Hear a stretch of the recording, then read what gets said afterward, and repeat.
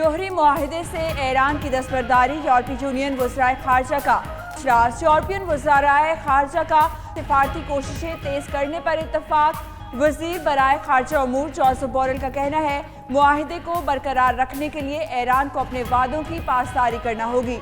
यूरोपीय फ्रीकैन ईरान जोहरी मुआहदे को बरकरार रखने के लिए तैयार है।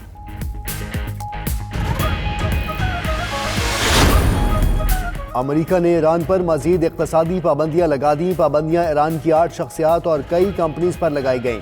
चीन ईरान से तेल नहीं खरीद सकेगा।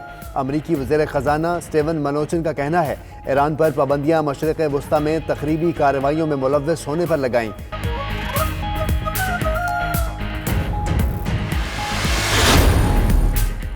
अमरीकी सदर के घर के करीब से मुसल्लह ईरानी बाशिंदा गिरफ्तार। अमरीकी मीडिया के मुताबिक ईरानी बाशिंदे को फ्लोरिडा के शहर पाम बीच से डोनाल्ड ट्रंप के मारे लागो रिजॉर्ट के करीब से गिरफ्तार किया गया।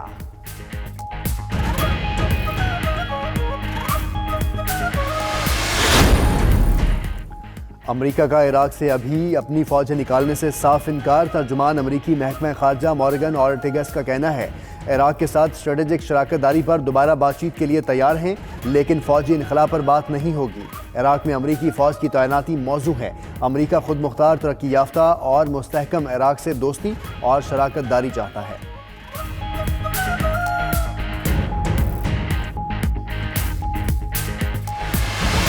आज तक पाकिस्तान में क्यों नहीं हमने पैसा खर्च किया अपना रेलवे सिस्टम डेवलप करने में। पाकिस्तान के अंदर जो हुकूमतें आई वो एलीट के लिए थी। कराची से लेके पेशावर तक 8 घंटे में सफर होगा रेलवे का।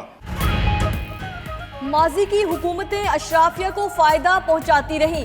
70 साल तारीख में अवाम की फलाह के कामों पर खर्च नहीं हुआ। वज़ीर आज़म इमरान खान का नौशहरा में तकरीब से खिताब। मजीद बोले कि ML1 से रेलवे में इनकलाबी तब्दीली आएगी। ट्रेन पेशावर से कराची तक 8 घंटे में पहुंचेगी। इमरान खान ने नौशहरा के करीब आज़ाखेल ड्राईपोर्ट का इफ्तिताह कर दिया।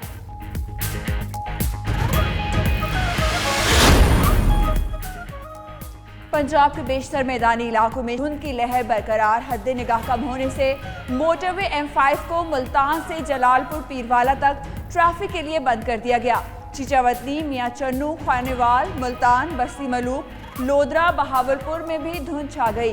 कौमी शाहराहों पर ट्रैफिक की रवानी मुतासिर।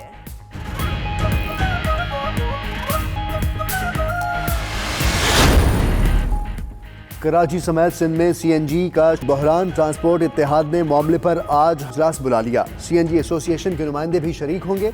सुई सदरन गैस के दफ्तर पर हिकमत अमली तय की जाएगी।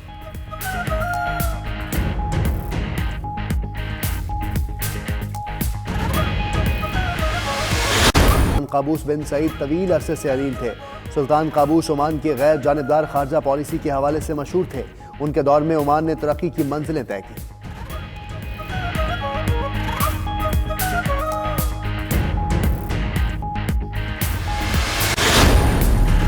डकार कार रैली का छठा मरहला मुकम्मल। बाइक कैटेगरी में अमेरिका के रिकी ब्रॉबक सर फहरिस्त। अमेरिकी बाइकर को रेस में मजमूई बरतरी भी हासिल है।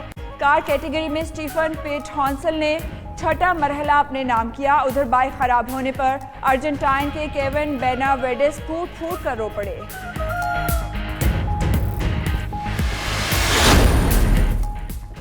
और लशपश करती चमचमाती गाड़ियों का अजीमुशान मेला टोक्यो ऑटो सैलून 2020 में दर्जनों कारसाज कंपनीज की जदीद और खूबसूरत गाड़ियों की नुमाइश।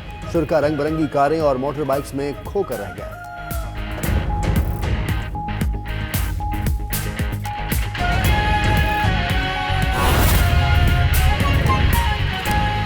सबसे पहले थोड़ी नौशरा, थोड़ी खामोश। सबसे पहले मैं शेख साहब आपको मुबारक देता हूं इस ड्राई पोर्ट की, क्योंकि इस ड्राई पोर्ट की वजह से तिजारत बढ़ेगी, लोगों को नौकरियां मिलेंगी, पाकिस्तान की बेहतरी होगी, खास तौर पे नौशहरा के लोगों को फायदा होगा। और ये 2006 से ये इसका मंसूबा बना हुआ था। और शेख साहब आपने पिछले 1 साल में जो चीज नहीं हो सकी 50 करोड़ रुपया आपने खर्च करके पूरा किया।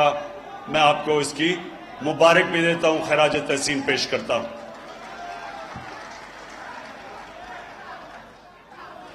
अब नौशहरा के लोगों, आप बाशऊर लोग हैं, आप में सियासी शऊर है, इसलिए ये बार बार आप तहरीक इंसाफ को जताते हैं। अब मैं इसलिए आपके सामने एक चीज रखता हूं कि आज तक पाकिस्तान में क्यों नहीं हमने पैसा खर्च किया अपना रेलवे सिस्टम डेवलप करने में। पाकिस्तान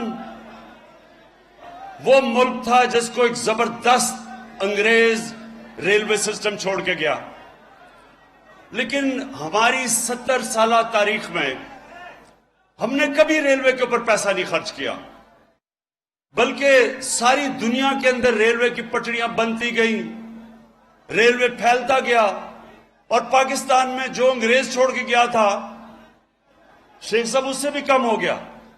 अंग्रेज जो छोड़ के गया था उससे भी हमारी कम पटरियां हो गई। इसकी वजह क्या है? इसकी वजह यह है कि पाकिस्तान के अंदर जो हुकूमतें आई वो एलीट के लिए थी, एक छोटे से तबके, उसके लिए सारी सहूलतें थी। फैसले जितने होते थे थोड़े से तबके को फायदा देने के लिए। तालीम होता था तो इंग्लिश मीडियम, आला तालीम सिर्फ छोटे से तबके के लिए, अच्छी अच्छी नौकरी थोड़े से तबके के लिए। अदालतों के अंदर ताकतवर के लिए एक निजाम और कमजोर के लिए दूसरा। जेलों में सारे गरीब लोग और बड़े बड़े डाकू बाहर फिरते थे। और हमारे मुल्क में अस्पतालों में आहिस्ता आहिस्ता, मैं एक सरकारी अस्पताल में पैदा हुआ था, आज सरकारी अस्पतालों का आहिस्ता आहिस्ता हालात बिगड़ते गए और पैसे वाले लोग प्राइवेट हॉस्पिटल्स में जाना शुरू हो गए। तो जो मैं आपको कह रहा हूं कि रेलवे भी इसी तरह मार खाई। रेलवे आम आदमी का सफर है। आम आदमी दुनिया में हर जगह रेलवे पे सफर करता है, और क्योंकि आम आदमी का इश्यू था, आहिस्ता आहिस्ता हमने देखा कि रेलवे पे पैसा भी खर्च नहीं हुआ, रेलवे के हालात भी बिगड़ते गए, और रेलवे उधर पहुंच के, जैसे शेख साहब बिल्कुल ठीक कह रहे हैं कि क्योंकि हमने इन्वेस्टमेंट नहीं की रेलवे पे, हमारी पटरियों का बुरा हाल है, हमारा सारा रेलवे सिस्टम का बुरा हाल है। कितने पुल हैं ऐसे रेलवे के जो अपनी गारंटी से ज्यादा, यानी जो उनकी एक्सपायरी डेट थे उससे आगे तक इस्तेमाल हो रहे हैं। तो इसलिए जो ML1 है, ये एक इंशाल्लाह पाकिस्तान में रेलवेज में इनकलाबी तब्दीली लेके आएगा। चाइना इस वक्त दुनिया में रेलवे टेक्नोलॉजी में सबसे आगे है। ये सोचें कि कराची से लेके पेशावर तक 8 घंटे में सफर होगा रेलवे का, ठीक है ना शेख साहब? 8 घंटे में सोचें, कराची से लेके पेशावर तक 8 घंटे में ट्रेन पहुंचेगी ML1 के बाद। तो आम आदमी को सोचें कितना फायदा होगा। तो पहले आम आदमी को फायदा होगा, और दूसरी कि जो फ्रेट है, जो हम ये सड़कों को अपनी बार बार तबाह करते हैं, क्योंकि सारा सड़कों के ऊपर हमारा फ्रेट चलता है। रेलवे सारी दुनिया में वो एक इदारा है जो कि सारी दुनिया में सबसे ज्यादा फ्रेट रेलवे पे चलता है, और वो माहौलियात के लिए भी अच्छा है। इसलिए ये जो ML1 है, ये हर तरह आगे इस मुल्क को हर तरह फायदा देगी। मैं शेख साहब तीसरी चीज बात करना चाहता हूं, ये आपने मुझे बड़ी अच्छी खबर सुनाई कि रेलवे के अंदर हम खसारा कम कर रहे हैं। रेलवे का 5 अरब, पिछले साल से अब तक 5 अरब रुपया आपने ज्यादा पैसा बनाया रेलवे के लिए और खसारा कम किया है। इसकी तो मैं आपको मुबारक देता हूं। लेकिन मैं ये जो आपको अब बात कहना चाहता हूं शेख साहब, ये मैं आपके लिए नहीं, PIA के लिए भी यही मैं बात करूंगा। वो ये कि रेलवे को अब मुकाबला करना है। तकरीबन 500 अरब रुपए का हर साल हमारा गवर्नमेंट के कॉरपोरेशंस नुकसान करते हैं। ये नुकसान कौन उठाता है? पाकिस्तान की अवाम। आपके टैक्स के पैसे से ये नुकसान पूरा होता है।